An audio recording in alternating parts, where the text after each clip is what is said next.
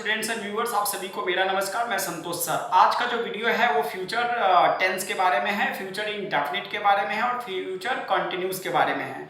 तो इस वीडियो के माध्यम से आपको फ्यूचर टेंस के बारे में पूरी नॉलेज हो जाएगी।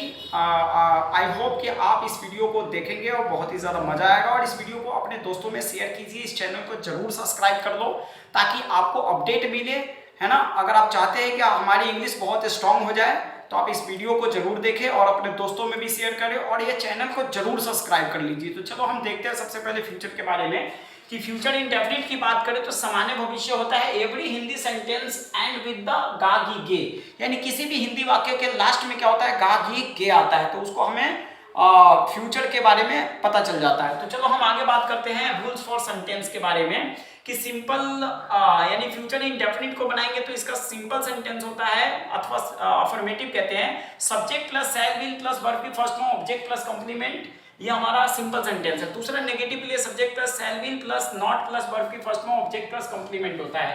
तीसरा interrogative shall will plus subject plus verb की first form object plus complement होता है।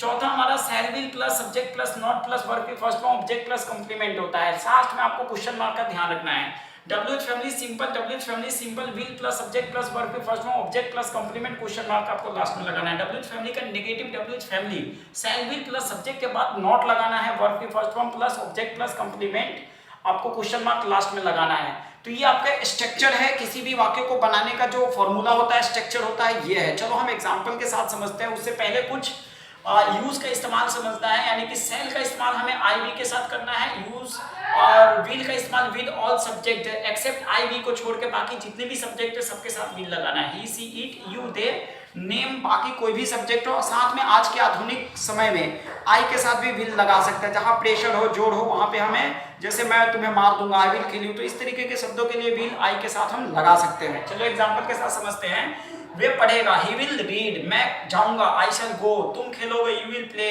गीता मंच पर नहीं नाचेगी, Gita will not dance on the stage, क्या तुम नाचोगे, विल यू डांस, क्या राम आम नहीं खाएगा, will Ram not eat the mango, तुम अपना काम कब करोगे, when will you do your work, तुम स्कूल क्यों नहीं जाओगे, why will you not go to school, तुम्हारी मम्मी खाना बनाएगी, your mother will cook the food, वे लोग खाना खाएंगे, they will eat the food, हम लोग ताजमहल देखने जाएंगे, we shall go to see the Taj Mahal, मैं तुम्हें मारूंगा, आई विल हिट यू भी बोल सकते हैं, आई विल किल यू भी, जान से मारना आई विल किल यू और नॉर्मली मारना होता है आई विल हिट यू। मैं अधिकारी बनूंगा, I will become an officer, वे तुम्हें प्यार करेगी, she will love you, Rani तुमसे क्यों नहीं मिलेगी, why will Rani not meet you, हम लोग घूमने नहीं जाएंगे, we shall not go to travel, मैं तुमसे बात करूंगा, I will talk to you, हम लोग मेला घूमने जाएंगे, we shall go to visit the fair भी बोल सकते हैं, या हम बोल सकते हैं we will go to the fair. इस तरीके से हमें वाक्य को बनाना आना चाहिए। तो आप इस वीडियो को ज़्यादा से ज़्यादा देखिए और प्रैक्टिस कीजिए। जब आप ज़्यादा से ज़्यादा प्रैक्टिस करेंगे तो आपकी इंग्लिश बहुत स्ट्रांग होगी, तो समझ में भी आएगा। चलो हम बात करते हैं फ्यूचर कंटिन्यूस के बारे में, जो किसी भी हिंदी वाक्य के अंत में क्या आता है, रहा होगा, रही होंगे, रहे होंगे, इस तरीके का, या होता होगा, इस तरीके के शब्द को भी हम हिंदी वाक्य के रूप में देखते हैं कि फ्यूचर कंटिन्यूस होगा। तो चलो इसको बनाने का जो स्ट्रक्चर होता है रूल्स फॉर सेंटेंसेस का, तो सिंपल अफर्मेटिव होता है, subject plus shall will plus be लगाते हैं प्लस वर्ब के first form ING object plus complement होता है। दूसरा negative subject plus shall will plus not plus be plus verb के first form ING object plus complement होता है। तीसरा हमारा इंटरोगेटिव होता है shall will plus subject plus be plus verb के first form ING object plus complement, question mark का ध्यान रखें। इंटरोगेटिव नेगेटिव के लिए shall will plus subject plus not be plus verb की first form ING object plus complement, question mark last में लगेगा। WH family simple के लिए WH family shall will plus subject plus be plus verb की first form ING object plus complement, question mark last में लगाना है। WH family negative के लिए WH family shall will plus subject के बाद नॉट लगाना है प्लस बी प्लस वर्ब की first form ING object plus complement, question mark last में लगाना है। नोट्स कुछ याद रखना है, यूज शैल बी का इस्तेमाल आई वी के साथ आपको शैल बी लगाना है, बाकी सभी सब्जेक्ट के साथ आपको विल भी लगाना है, याद रखना है आपको।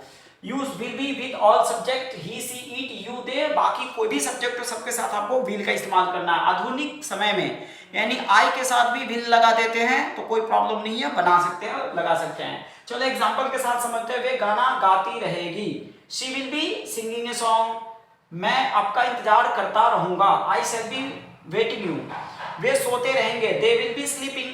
हम लोग नहीं दौड़ते रहेंगे, we shall not be running. क्या अमन काम करता रहेगा, विल अमन बी वर्किंग। क्या विद्यार्थी लोग खेलते रहेंगे, विल स्टूडेंट्स बी प्लेइंग। तुम लोग क्यों पढ़ते रहोगे, why will you be reading. वे लोग आ रहे होंगे, दे विल बी कमिंग। प्रधानमंत्री जी भाषण दे रहे होंगे, the prime minister will be delivering a speech. वे मेरा इंतजार कर रहा होगा, he will be waiting me. हम खाना खा रहे होंगे, we shall be eating the food. Rani खेल रही होगी, रानी विल बी प्लेइंग। वे लोग शोर मचा रहे होंगे, they will be making a noise. शिक्षक पढ़ाते रहेंगे, the teacher will be teaching. Raman एक पत्र लिख रहा होगा, Raman will be writing a letter. Raju अपने भाई के साथ खेल रहा होगा। इसका आपको इंग्लिश बनाना है, ट्रांसलेट करना है और कमेंट में बताना है कि आपका सही है गलत है, तो आप इसको बनाइए। नेक्स्ट है हमारा, माता जी खाना बना रही होगी, the mother will be cooking the food. तो इस तरीके से आप एग्जाम्पल के साथ फ्यूचर कंटिन्यूस को आप सीख जाएंगे और ज़्यादा से ज़्यादा प्रैक्टिस कीजिए। आप एक ट्रांसलेशन की किताब देखिए, इसी वीडियो को बार बार देखिए, आपको समझ में आ जाएगा। तो आई होप आपको ये वीडियो आपको ये फ्यूचर के बारे में समझ में आया होगा। इसमें हमने सीखा फ्यूचर इंडेफिनिट और फ्यूचर कंटिन्यूस टेंस के बारे में। अगली वीडियो में हम सीखेंगे फ्यूचर परफेक्ट और फ्यूचर परफेक्ट कंटिन्यूस के बारे में हम सीखेंगे।